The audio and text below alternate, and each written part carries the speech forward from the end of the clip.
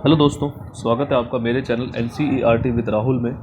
आज इस वीडियो में हम आपके सोशल साइंस सब्जेक्ट की भूगोल की जो पाठ्य पुस्तक है तो उसका जो आपका सेकंड चैप्टर है बेसिकली भारत का भौतिक स्वरूप। तो इस चैप्टर को जो है हम इसमें समझेंगे। जैसा कि आप जानते हैं कि भारत विभिन्न स्थलाकृतियों वाला एक विशाल देश है, ठीक है। यानी कि भारत जो है वो विभिन्न प्रकार की स्थलाकृतियों वाला एक काफ़ी बड़ा देश है। यानी कि कई प्रकार की जो स्थलाकृतियाँ या भूआकृतियाँ जो है यहाँ पर पाई जाती हैं। आप किस प्रकार के क्षेत्र या भूभाग में रहते हैं, यानी कि आप किस प्रकार के क्षेत्र में रहते हैं और वहाँ पर किस प्रकार की स्थलाकृति जो है पाई जाती है।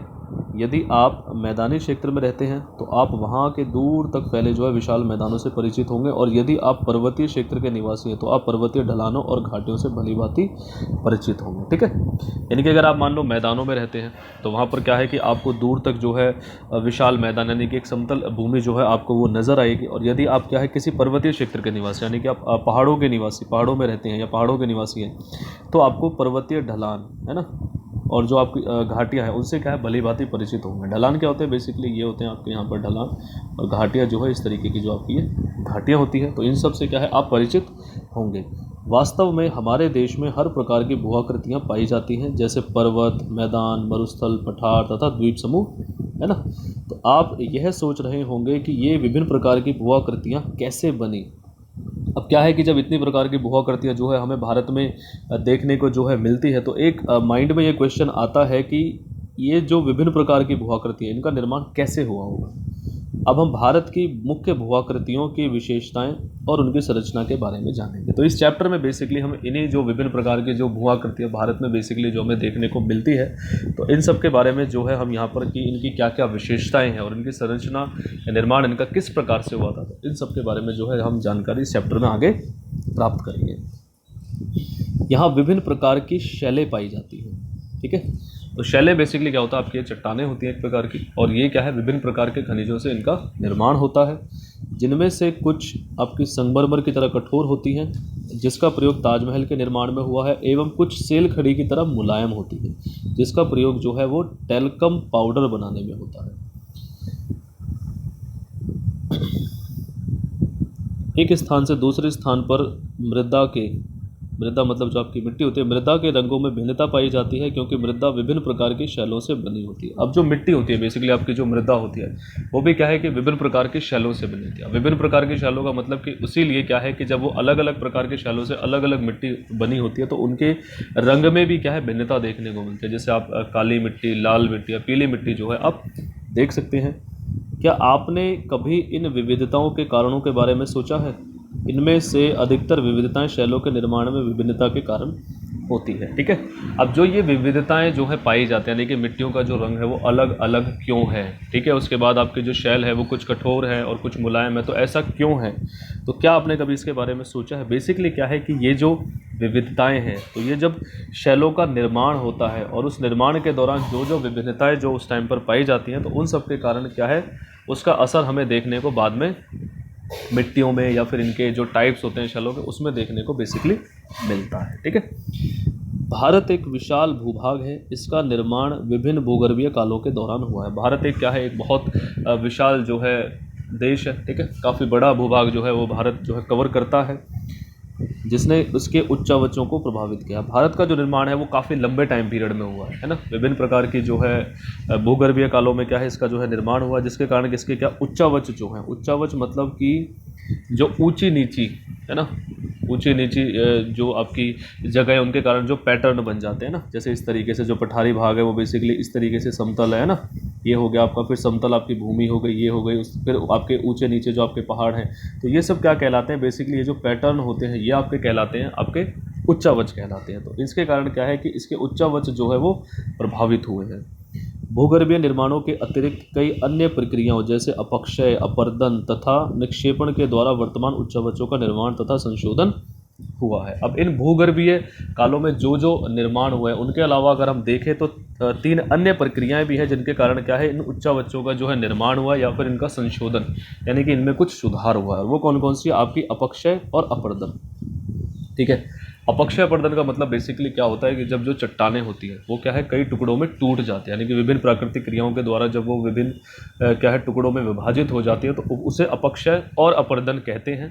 अब अपर्दन में क्या होता है कि जब वो जो टुकड़े हैं चट्टानों के वो क्या है आपका पानी के साथ या फिर हवा के साथ जो है एक स्थान से जब दूसरे स्थान पर वो स्थानांतरित हो जाते हैं या फिर चले जाते हैं तो उसे तो हम अपर्दन कहते हैं। लेकिन जब वो टूटने के बावजूद भी उसी स्थान पर पड़े रहते हैं एज इट इज़, तो उसे हम अपक्षय कहते हैं। ठीक है। उसके बाद है आपका निक्षेपण। जब ये टुकड़े किसी दूसरे स्थान पर जाकर और वहाँ पर क्या है ये स्थापित हो जाते हैं तो उसे हम कहते हैं निक्षेपण। ठीक है। तो इन तीन प्रक्रियाओं के द्वारा भी जो ये जो उच्चावच है हम जो भारत में देखते हैं तो इनका निर्माण और इनमें कुछ सुधार जो है वो हुआ है। ठीक है। अब कुछ प्रमाणों पर आधारित सिद्धांतों की सहायता से भूगर्भ शास्त्रियों ने इन भौतिक आकृतियों के निर्माण की व्याख्या करने की कोशिश की है। अब ये जितनी भी भू आकृति हैं या फिर भौतिक जो आपकी आकृतियां हमें यहाँ देखने को मिलती है तो इनके लिए भी क्या है कुछ अलग अलग जो सिद्धांत हैं हम उनको देख सकते हैं जिनके द्वारा क्या है भूगर्भ शास्त्रियों ने इनकी क्या है व्याख्या यानी कि इनके बारे में बताने की हमें कोशिश की है। इसी तरह का एक सर्वमान्य सिद्धांत है आपका प्लेट विवर्तनिक का सिद्धांत। ठीक है। इसी प्रकार का एक सिद्धांत आपका प्लेट विवर्तनिक या प्लेट टेक्टोनिक जो है सिद्धांत आपका वो है। इस सिद्धांत के अनुसार पृथ्वी की सबसे ऊपरी परपट्टी जो आपकी भूपर पट्टी है 7 बड़ी एवं कुछ छोटी छोटी प्लेटों से मिलकर बनी है। ठीक है। प्लेटों की गति के कारण प्लेटों के अंदर एवं ऊपर की ओर स्थित महाद्वीपीय शैलों में दबाव उत्पन्न होता है। अब जब प्लेटों में क्या है भाई 7 छोटी या बड़ी है तो जब ये क्या है इनमें कुछ गतियां जो है उत्पन्न होती है तो उन गति के कारण क्या है कि इन प्लेटों के अंदर की तरफ या फिर इनके ऊपर की तरफ जो महाद्वीपीय शैल हैं है ना जिन पर हमारे महाद्वीप स्थित हैं तो उनमें क्या है दबाव उत्पन्न होता है एक तरीके का और इसके परिणाम स्वरूप वलन भ्रंशीकरण तथा ज्वालामुखीय क्रियाएं जो है हमें देखने को मिलती है। अब ये जो आपका वलन है ठीक है तो वलन का मतलब बेसिकली आपका हो जाता है जैसे हमारा हिमालय, तो हमारे हिमालय की जो आकृति है वो किस तरीके से है वो कुछ जो है आपकी धनुषाकार या फिर इस तरीके से आप देख सकते हैं ऐसे इस तरीके से ना तो कुछ इस तरीके से जो है हिमालय की आकृति है। तो ये आपका बेसिकली जो आकृति है ना ये आपकी वलन कहलाती है। भ्रंशीकरण जब हम क्या है इस तरीके से ये है आपका भाई थोड़ा ऊंचे वाले हिस्से पे पार्ट है इस तरीके से ये थोड़ा नीचे हो गया है ना फिर दोबारा से ये ऊंचा हो गया फिर नीचे हो गया फिर और नीचे हो गया तो ये आपका कहलाता है बेसिकली भ्रंशीकरण। ठीक है। जब एक हिस्सा दूसरे से या तो नीचे चला जाता है या फिर थोड़ा नीचे होता है या फिर ऊपर होता है इस तरीके से ना। उसके बाद आपकी ज्वालामुखी क्रियाएं तो आप सभी समझते हैं तब ज्वालामुखी में विस्फोट होता है जब भी मैग्मा वगैरह निकलता है ना तो कहीं ना कहीं इन्हीं शैलों के कारण क्या होता है जब इनकी जो गतियाँ होती है उनके कारण जो है ये 3 तरीके की जो क्रियाएं हमें देखने को मिलती हैं यानी कि वलन भ्रंशीकरण और ज्वालामुखी क्रियाएं। सामान्य तौर पर इन प्लेटों की गतियों को अब ये जो प्लेटों में गतियां होती हैं बेसिकली तो इन गतियों को 3 वर्गों में आपका क्या है विभाजित किया गया है। ठीक है। 3 भागों में इनको बांटा गया है। कुछ प्लेटें एक दूसरे के करीब आती हैं और अभिसारित परिसीमा का निर्माण करती हैं जबकि कुछ प्लेट एक दूसरे से दूर जाती हैं और अपसारित परिसीमा का निर्माण करती हैं। जब 2 प्लेट एक दूसरे के करीब आती हैं तब या तो वे टकराकर टूट सकती हैं या फिर एक प्लेट फिसलकर दूसरी प्लेट के नीचे जा सकती है और कभी कभी क्या होता है कि वे एक दूसरे के साथ क्षैतिज दिशा में गति भी कर सकती हैं और रूपांतर परिसीमा का जो है वो निर्माण करती हैं। ठीक है। अब इसको बेसिकली जो आपका ये कॉन्सेप्ट है प्लेटों की गति वाला जो 3 प्रकार की गति है इसको हम इन चित्रों के माध्यम से जो है यहाँ पर समझते हैं। ठीक है। तो पहला है आपका ये अभिसारी परिसीमा। ठीक है। इसमें क्या होता है कि जो प्लेटें होती हैं वो बेसिकली एक दूसरे की ओर इस तरीके से गति करती हैं। ठीक है। एक दूसरे के नज़दीक आ जाती है। उसके बाद दूसरा है आपका अपसारी परिसीमा। इसमें क्या है कि प्लेटें जो हैं एक दूसरे से विपरीत दिशा में जो है गति करती हैं है ना यानी कि एक दूसरे से वो दूर चली जाती है और अपसारी परिसीमा का वो निर्माण करती हैं। तीसरे प्रकार की जो हमने गति देखी थी तो उसमें क्या है ये क्षैतिज रूप में एक दूसरे के समानांतर गति करती है यानी कि एक इस तरीके से जा रही है तो एक इस तरीके से जा रही है। ठीक है। तो ये था आपका 3 प्रकार की गतियाँ। ठीक है। अब इन प्लेटों में लाखों वर्षों में हो रही गति के कारण महाद्वीपों की स्थिति और आकार में परिवर्तन आया है। अब इन प्लेटों में जो ये बेसिकली गतियाँ होती हैं तो विगत जो आपके हम कई लाख वर्षों में अगर देखें तो जो महाद्वीपों की आपकी वर्तमान में स्थिति और इनसे पहले जो स्थिति है तो उसमें काफ़ी ज़्यादा जो है परिवर्तन हमें देखने को मिलता है। ठीक है। स्थिति में भी और उनके आकार में भी जो उनके साइज़ हैं। ठीक है। चलिए सबसे प्राचीन भूभाग अर्थात प्रायद्वीपीय भाग गोंडवाना भूमि का एक हिस्सा था। गोंडवाना भूभाग के विशाल क्षेत्र में भारत, ऑस्ट्रेलिया, दक्षिण अफ्रीका, दक्षिण अमेरिका तथा अंटार्कटिक के क्षेत्र शामिल थे। अब थोड़ा सा एक कॉन्सेप्ट मैं आपको क्या है बताना चाहूँगा।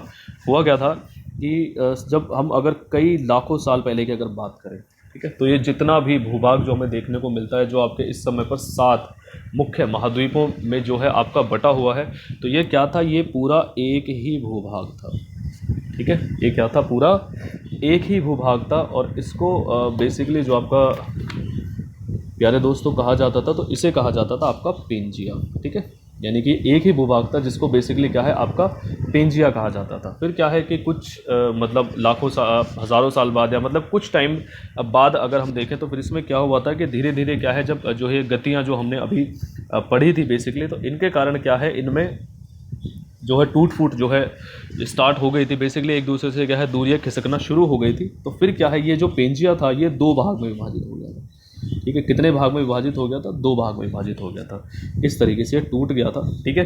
तो जो ऊपर वाला हिस्सा था बेसिकली, ये उत्तर वाला जो भाग था, ये उत्तर वाला भाग है ना, तो उत्तर वाले भाग को बेसिकली हम क्या है, इसको कहते हैं अंगारा लैंड, ठीक है। ये जो फर्स्ट वाला है आपका, इसको हम बोलते हैं अंगारा लैंड।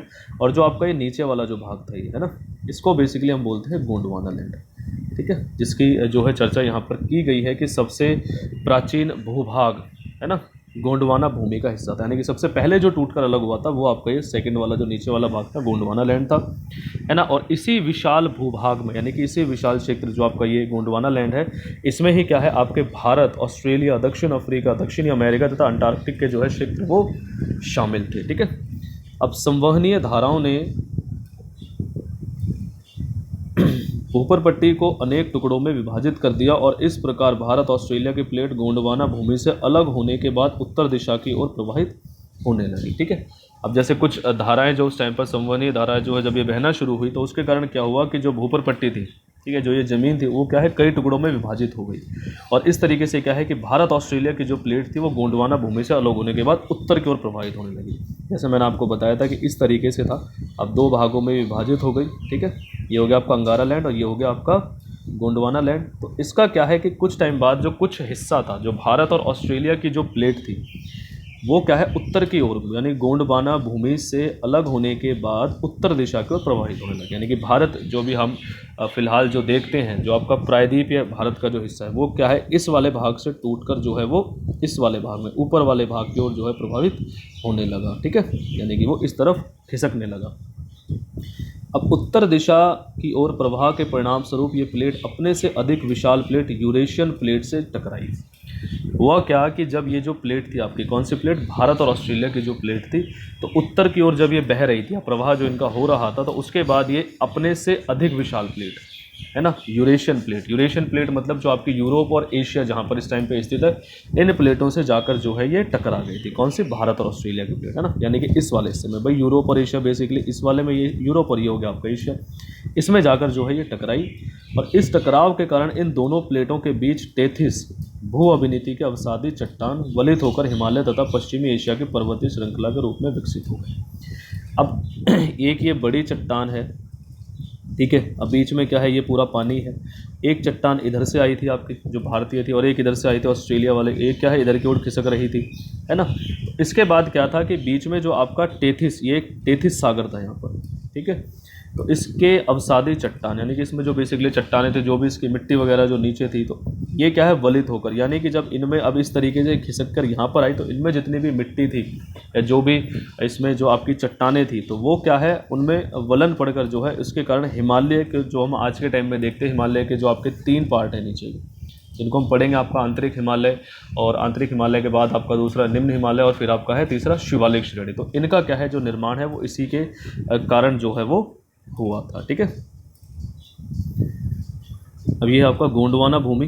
तो ये प्राचीन विशाल महाद्वीप पेंजिया का दक्षिणतम भाग, और इसके उत्तर में अंगारा भूमि है। तो मैंने आपको बता ही दिया था, जो 2 पार्ट अलग अलग हो गए थे, है ना। पेंजिया का जो आपका पार्ट था उसको टूटकर दक्षिण वाला भाग आपका गोंडवाना लैंड था, और उत्तर वाला भाग आपका अंगारा लैंड था, ठीक है। तो टेथिस के हिमालय के रूप में ऊपर उठने तथा प्रायद्वीपीय पठार के उत्तरी किनारे के नीचे धंसने के परिणामस्वरूप एक बहुत बड़ी द्रोणी का जो है यहाँ पर निर्माण हो गया। तब हुआ क्या था कि ये है आपका जो है, मान लो क्या है आपका अंगारा लैंड है, और भारत वाले जो इस तरफ से और ऑस्ट्रेलिया वाली प्लेट इस तरफ से जब इसमें जो है टकराई थी, है ना, तो जब ये जो है कि इसमें मिल गई थी, इसमें अंगारा भूमि वाले हिस्से में जब ये यूरेशियन प्लेट में बेसिकली जब ये मिल गई थी, तो उसके कारण क्या है, इनके बीच में एक बहुत बड़ी द्रोणी क्या होता है, बेसिकली एक गड्ढा टाइप का जो है आकृति बन जाती है। उसमें क्या है कि धीरे धीरे क्या है, नदियों का, सागरों का जो है पानी वहाँ पर जो है इकट्ठा होना शुरू हो जाता है। ठीक है, जैसे एक तालाब टाइप का आप उसको जो है इमेजिन कर सकते हो। ठीक है, समय के साथ साथ यह बेसिन उत्तर के पर्वतों एवं दक्षिण के प्रायद्वीपीय पठारों से बहने वाली नदियों के अवसादी निक्षेपों द्वारा धीरे धीरे भर गया।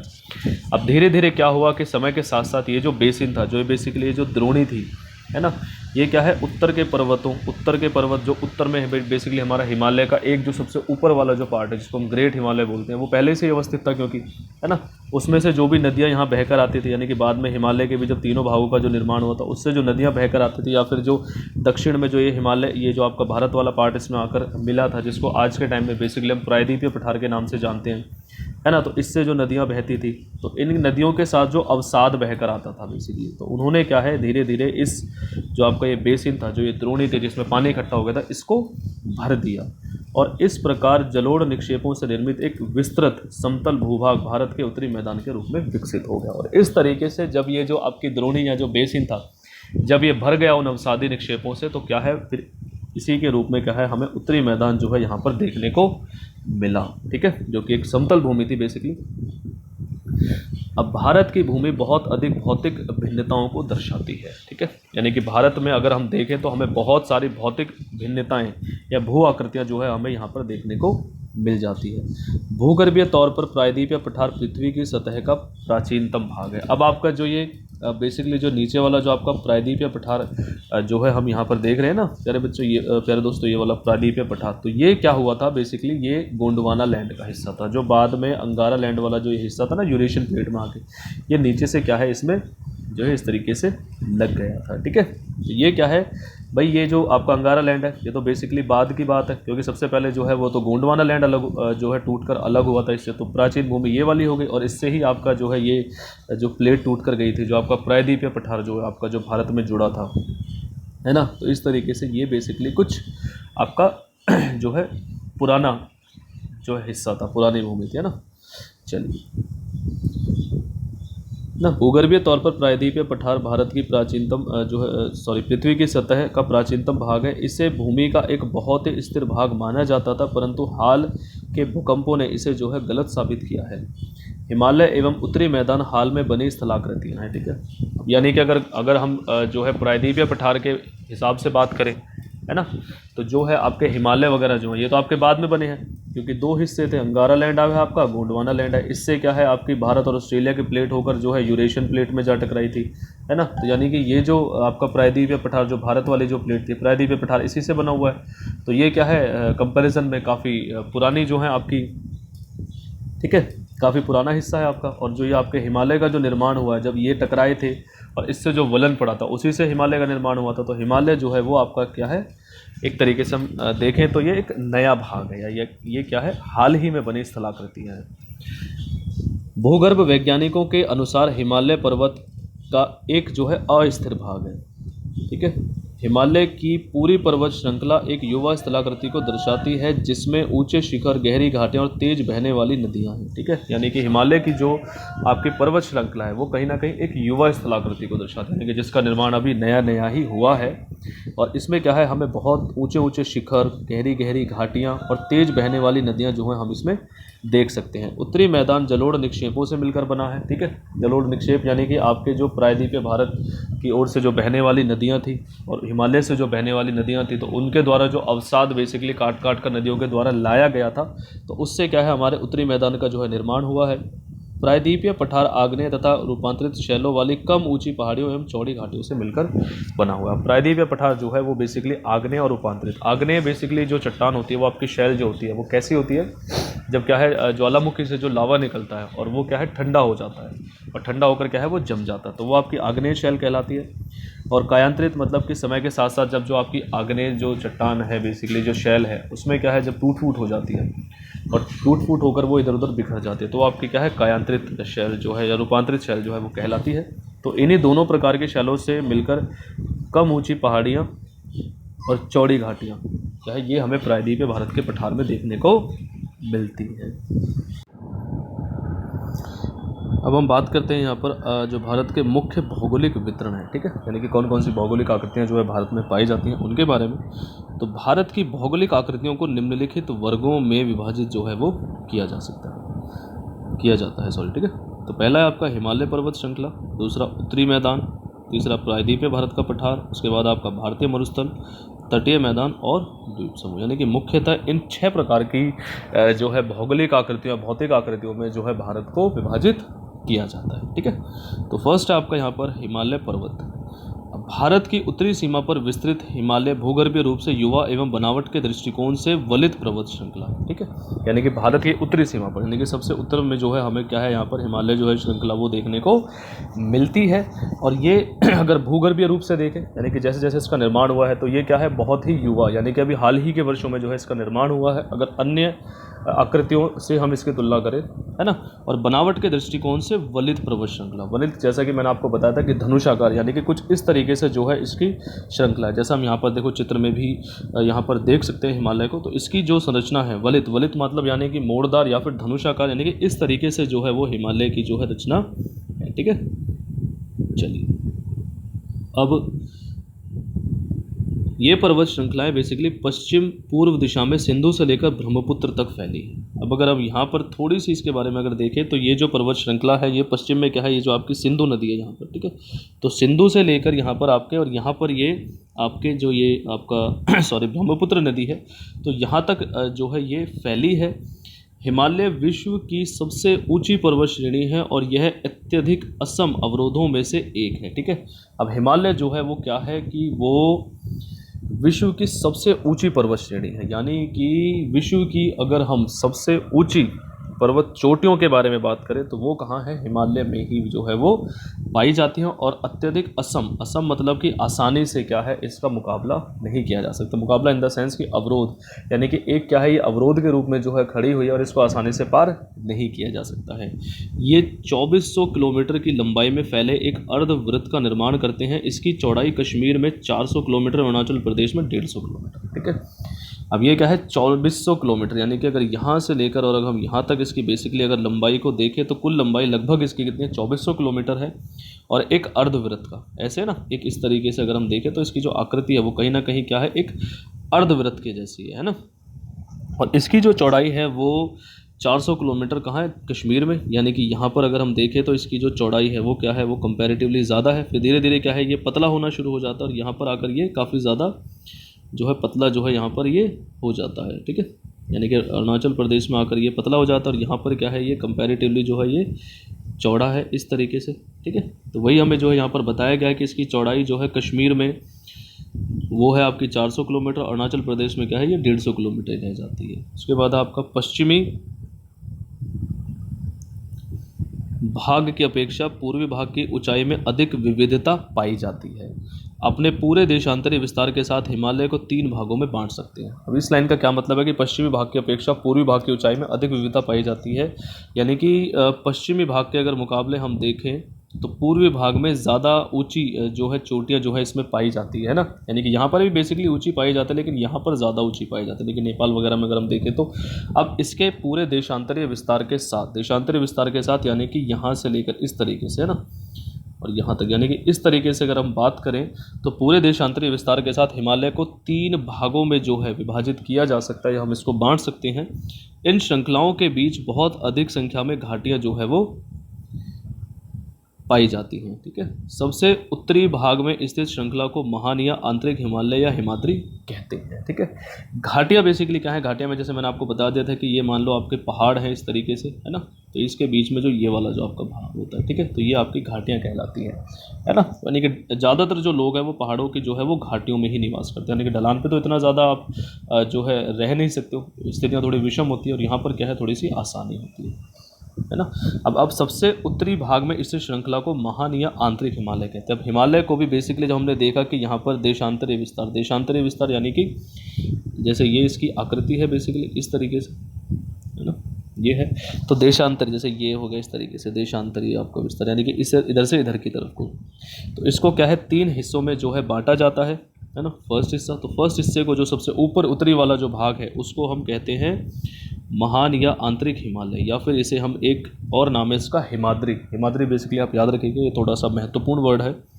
और यह सबसे अधिक सतत श्रृंखला है जिसमें 6000 मीटर की औसत ऊंचाई वाले सर्वाधिक ऊंचे शिखर है। सतत का मतलब कि ये जो श्रृंखला है बेसिकली स्टार्टिंग से लेकर एंड तक निरंतर रूप से आपको देखने को मिलती है ना। क्योंकि इसमें क्या हमने देखा था कि यहाँ पर अगर हम बात करें पश्चिम में, तो यहाँ पर चौड़ाई जो है वो ज़्यादा है और पूर्व में चौड़ाई जो है कम हो जाती है। तो इसमें भी क्या है कि जो सबसे ऊपर उत्तरी वाले जो आपकी श्रृंखला है जिसको हम कहते हैं हिमाद्री, ये सतत रूप से नहीं निरंतर रूप से जो है वो एंड तक फैली हुई है। इसमें हिमालय के सभी मुख्य शिखर जो है वो शामिल हैं, ठीक है।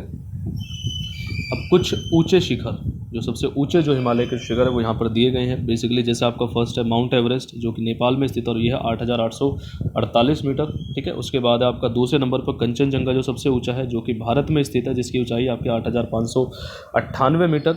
अच्छा, यहाँ पर एक आपका क्वेश्चन भी बन जाता है कि भारत की सबसे ऊंची पर्वत चोटी कौन सी है, ठीक है। तो प्यारे दोस्तों यहाँ पर आप ध्यान रखिएगा कि सबसे ऊंची जो पर्वत चोटी है वो कौन सी है, आपकी कंचनजंगा, जो कि भारत में स्थित है और इसकी ऊंचाई 8598 मीटर है, ठीक है। चलिए, तो इसी तरीके से और भी यहाँ पर, ठीक है, इनको आप जो है अच्छे से पढ़ लीजिए वीडियो को पॉज करके, है ना। चलिए, अब महान हिमालय के वलय की प्रकृति असममित है। हिमालय के इस भाग का क्रोड ग्रेनाइट का बना है और यह श्रृंखला हमेशा बर्फ की ढकी रहती है तथा इसमें बहुत से हिमनियों का प्रभाव होता है। हिमानी का मतलब आपका होता है जैसे आपके जो ग्लेशियर्स होते हैं, ठीक है। प्रवाह मतलब कि ग्लेशियर्स बनते रहते हैं, बिगड़ते रहते हैं, है ना। तो इस तरीके से जो है उनका प्रभाव जो है बना रहता है। और इस भाग का क्रोड जो है ग्रेनाइट का बना होता है। क्रोड का मतलब यहाँ पर प्यारे दोस्तों जो होता है आपका बेसिकली जो पृथ्वी की जो सतह है वो क्या है 3 प्रकार की परतों में विभाजित है। आपका सबसे नीचे वाले जो सतह आपकी क्रोड, फिर उससे ऊपर होती है आपकी मेंटल और सबसे ऊपर होती है आपकी परपटी, ठीक है। तो क्रोड मतलब जो इसकी बिल्कुल जो सतह है नीचे वाली जो आपकी है, इसकी जो आप कह सकते हैं इसके एक तरीके से नींव जो है वो क्या है ग्रेनाइट की बनी हुई है ना। चलिए, अब हिमालय के दक्षिण में स्थित श्रृंखला सबसे अधिक असम है एवं हिमाचल या निम्न हिमालय के नाम से जानी जाती है। अब हिमाद्री जो हमने देखा था बेसिकली इसके दक्षिण में, यानी कि इसकी जो ठीक नीचे वाली जो श्रृंखला है वो सबसे अधिक असम है, यानी कि सबसे ज़्यादा जो हमें जो है वहाँ पर ही देखने को जो विषम जो हालात हैं वो देखने को वहीं मिलते हैं। और इसे हम हिमाचल के नाम से या निम्न हिमालय के नाम से भी जानते हैं, ठीक है। इन श्रृंखलाओं का निर्माण मुख्यतः अत्यधिक संपीड़ित तथा परिवर्तित शैलों से हुआ है। इनकी ऊंचाई 3700 मीटर से लेकर 4500 मीटर के बीच तथा औसत चौड़ाई 50 किलोमीटर है, ठीक है। अब इनकी जो ऊंचाई है, यानी कि यहाँ पर जो बेसिकली आपकी जो चोटियाँ जो पाई जाती है तो वो मैक्सिमम कितनी आपकी 3700 मीटर से लेकर आपकी 4500 मीटर के बीच में पाई जाती हैं। और जो इसकी औसत चौड़ाई है, ठीक है, चौड़ाई मतलब इस तरीके से है ना, यानी कि कितने भाग को इस तरीके से, तो ये जो औसत चौड़ाई है इसकी, ये बेसिकली इसकी 50 किलोमीटर है। जबकि पीर पांजाल श्रृंखला सबसे लंबी और सबसे मुख्य पर्वत श्रृंखला जो है इसकी है। यानी कि अगर हम हिमाचल या आपका जो निम्न हिमालय है इस श्रृंखला की जो एक पीर पांजाल श्रृंखला है वो इसकी एक मुख्य श्रृंखला और सबसे लंबी श्रृंखला भी वही है। उसके अलावा 2 अन्य मुख्य श्रृंखलाएं इसकी जैसे धौलाधर और महाभारत, ये श्रृंखलाएं भी क्या है इसकी एक महत्वपूर्ण है।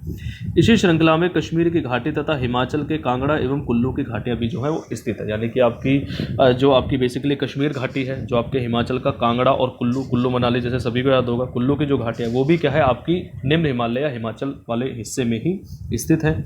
इस क्षेत्र को पहाड़ी नगरों के लिए जाना जाता है। तो मुख्य जो हमारे पहाड़ी नगर हैं वो बेसिकली क्या है, हमें जो हिमालय का आपका जो सेकंड पार्ट है निम्न हिमालय या हिमाचल, इसी में देखने को हमें मिलती है, ठीक है।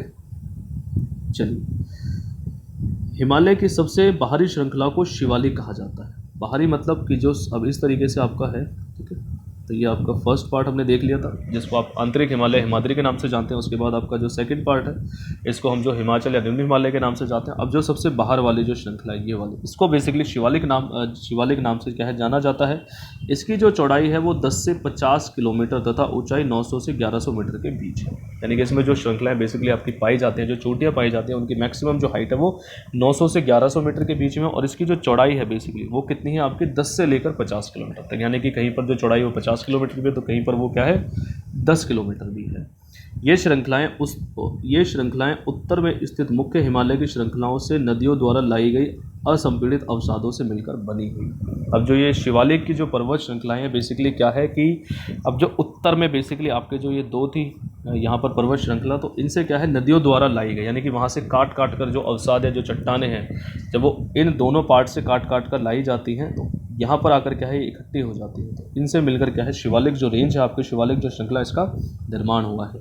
ये घाटियाँ बजरी तथा जलोढ़ की मोटी परत से ढकी हुई है। बजरी यानी कि वही आपके जो कंकड़ पत्थर छोटी छोटी है ना चट्टानों के जो पार्ट होते हैं, और जलोढ़ की मोटी परत है ना। निम्न हिमाचल तथा शिवालिक के बीच में स्थित लंबवत घाटी को दून के नाम से जाता है। अब जो आपकी सेकंड वाली थी और जो आपकी लास्ट आपकी शिवालिक है, इसके बीच में जो घाटियाँ बेसिकली पाई जाती हैं तो इनको क्या है हम दून के नाम से जानते हैं। और कुछ प्रसिद्ध दून है आपका जैसे देहरादून, ठीक है, कोटली दून और पाटली दून। इस उत्तर दक्षिण के अतिरिक्त हिमालय को पश्चिम से पूर्व तक स्थित क्षेत्रों के आधार पर भी विभाजित किया गया है, ठीक। इस उत्तर से दक्षिण के अलावा यानी कि अभी हमने क्या देखा था इस तरीके से है ना, तीन पार्ट यानी फर्स्ट पार्ट, फिर आपका सेकंड पार्ट, फिर आपका थर्ड पार्ट। तो ये कैसा है आपका उत्तर से दक्षिण, ठीक है, नॉर्थ से साउथ की तरफ जो हमने विभाजन इसमें देखा था तीन पार्ट में, हिमाद्री, हिमाचल, शिवालिक।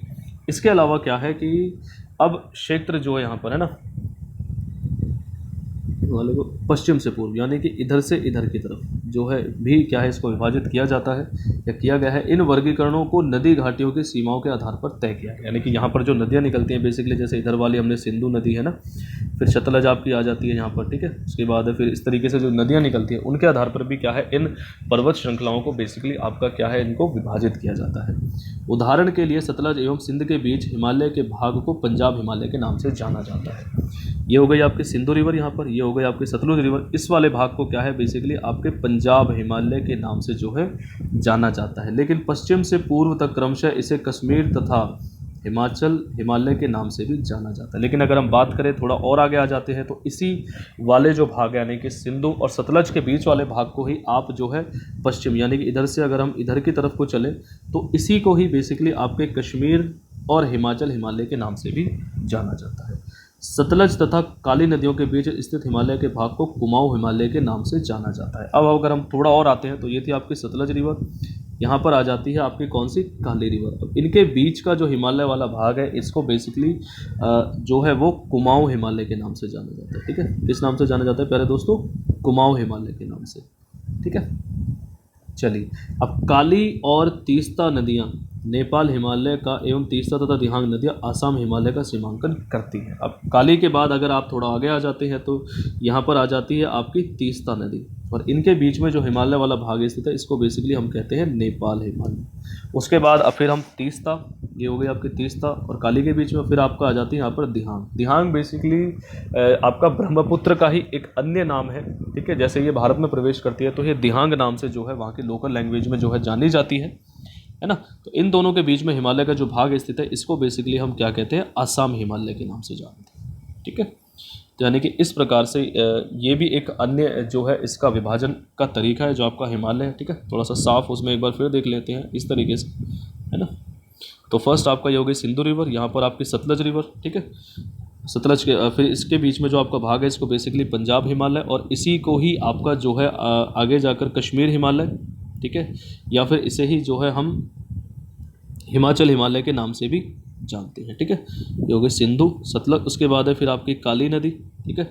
अब काली और सतलज के बीच में जो भाग है इसको बेसिकली हम कुमाऊं हिमालय के नाम से जानते हैं। अब काली के बाद है आपकी यहाँ पर तीस्ता रिवर, और काली और तीस्ता के बीच में जो आपका भाग है इसको हम जानते हैं नेपाल हिमालय के नाम से। अब तीस्ता के बाद यहाँ पर आ जाती है फिर आपकी दिहांग रिवर, जिसको ब्रह्मपुत्र को मैंने आपको बताया था कि लोकल लैंग्वेज में इसको दिहांग के नाम से भी जाना जाता है ब्रह्मपुत्र। इनके बीच में है आपका बेसिकली यहाँ पर आसाम हिमालय, ठीक है। चलिए, हिमालय के कुछ क्षेत्रीय नामों का पता कीजिए, यानी कि कुछ क्षेत्रीय इलाकों में इसको किन किन अलग नामों से वहाँ के लोकल लैंग्वेज में बेसिकली जाना जाता है, इनका आप पता कीजिए। ब्रह्मपुत्र हिमालय की सबसे पूर्वी सीमा बनाती है। अब जैसा कि ऊपर हमने फोटो में देखा था कि सबसे पूर्व की जो सीमा है वो कौन सी नदी बनाती है? आपकी ब्रह्मपुत्र नदी बनाती है, ठीक है। दिहांग महाखंड या दिहांग गौज के बाद हिमालय दक्षिण की ओर एक तीखा मोड़ बनाते हुए भारत की पूर्वी सीमा के साथ जो है वो फैल जाता है, ठीक है। अब अगर यहाँ पर अगर थोड़ा सा देखोगे इस मैप को एक बार फिर से, होता क्या है कि यहाँ पर जो है ये आपकी दिहांग नदी है, ठीक है, कौन सी आपकी जो आपकी ये बहकर आ रही है दिहांग नदी, ये इसकी पूर्वी सीमा को बनाती है। और यहाँ के बाद क्या है, हिमालय यहाँ तक आपका आकर फिर यहाँ से जो है हिमालय वो दक्षिण दिशा की तरफ जो है वो घूम जाता है इस तरफ, इस तरीके से। ठीक है, चलिए अब यहाँ पर जो है ये बेसिकली आपका घूम जाता है, यानी कि आपकी भारत की जो पूर्वी सीमा के साथ ये फैल जाता है। इन्हें पूर्वांचल या पूर्वी पहाड़ियाँ तथा पर्वत श्रृंखलाओं के नाम से जाना जाता है। इन्हीं को ही जो अब हिस्सा जो घूम जाता है और उसके नीचे की जो पर्वत श्रृंखला है, इनको बेसिकली पूर्वांचल या पूर्वी पहाड़ियों के नाम से जो है जाना जाता है। ये पहाड़ियाँ उत्तर पूर्वी राज्यों से होकर गुजरती हैं तथा मजबूत बलुआ पत्थरों जो अवसादी शैल है से मिलकर बनी हुई है। ये घने जंगलों से ढकी हैं और अधिकतर समानांतर श्रृंखलाओं एवं घाटियों के रूप में फैली हुई हैं। और पूर्वांचल में पटकाई, नागा, मिजो तथा मणिपुर पहाड़ियाँ जो है शामिल हैं। और पूर्वांचल में ही क्या है, जो आपकी मुख्य मुख्य पहाड़ियाँ वो है आपकी पटकाई। पटकाई को बेसिकली पटकाई बूम भी कहते हैं, जो अरुणाचल प्रदेश में, उसके बाद नागालैंड में आपकी नागा पहाड़ियाँ, मिज़ोरम में मिज़ो पहाड़ियाँ और फिर आपकी मणिपुर में मणिपुर पहाड़ियाँ जो है इसी पूर्वांचल के अंतर्गत जो है वो शामिल है। पूर्वांचल कौन सा था, बेसिकली जो हमने हिमालय के बारे में जाना था। ठीक है, जो भारत की पूर्वी सीमा के साथ साथ फैली है। चलिए अब प्यारे दोस्तों, बेसिकली इस वीडियो में हम जो है इस चैप्टर के इसी पार्ट तक जो है चर्चा करेंगे। इसके बाद जो आपका इस चैप्टर का जो सेकंड पार्ट होगा, जो सेकंड वीडियो होगी, उसमें हम आगे के भाग को जानेंगे। ठीक है, होप आप सभी को जो है ये वीडियो अच्छे से समझ में आ गई होगी, अच्छी लगी होगी। Thank you so much.